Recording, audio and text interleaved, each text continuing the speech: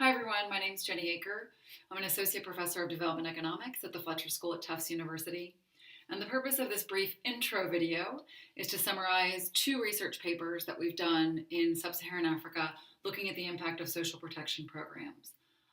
Now, these papers are designed to help us answer two questions. The first one is really how should we as society as a whole redistribute wealth to the world's poor? You might have seen this being raised in the context of a lot of emergency programs recently that are helping out IDPs and refugees in different contexts. And here the choice is often between cash, whether those are unconditional or conditional cash transfers, what we call near cash, often vouchers or types of coupons that people can redeem for a variety of food and non-food items, or actual in-kind transfers, which are often actual distributions of food aid, medicines, agricultural inputs. There are advantages and disadvantages to each one of these modalities, and a lot of things need to be taken into consideration. Now, the second question we're trying to answer is looking at, regardless of the modality chosen, whether it's a cash or an in-kind transfer, but more specifically, cash or vouchers, does it matter how they're distributed? Meaning manually in an individual envelope, giving people actually $20, or electronically, where it's direct distributed into their bank account or via another electronic means like mobile money. Now, the way in which we're answering these two questions is in the context of two randomized control trials, one in Eastern DRC, the other one in Niger. In Eastern DRC, we worked with Concern Worldwide, where people were provided either a cash transfer or an equal valued voucher. And then we looked at how that actually affected people's purchasing decisions, their well-being, and the cost of implementing the program.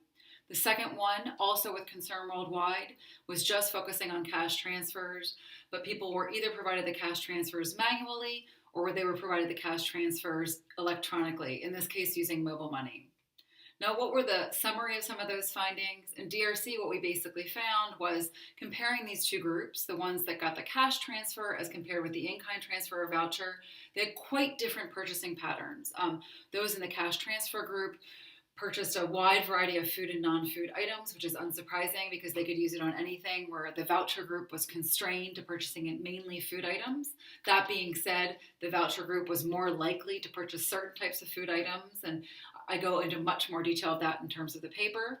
But despite the fact that they had quite different purchasing patterns, if we look at different metrics of well-being using a wide variety of indicators, their metrics of well-being were the same. They had similar levels of food security, assets, savings, and coping strategies. And the reasons that we really saw this is it was the design of the program. The voucher program was designed to allow people to redeem their voucher for food items.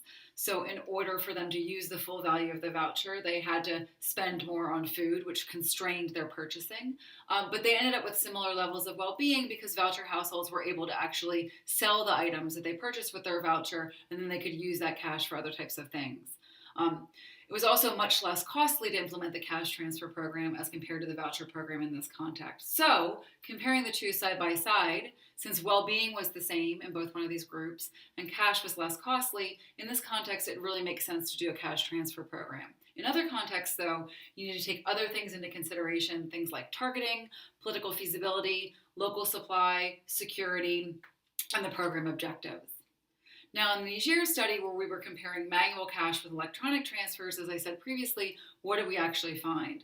Well, we found that using electronic transfers, in this case mobile money, really reduced the cost of implementing the program as compared to the manual cash transfer as well, not only for the implementing agency, but for program beneficiaries as well.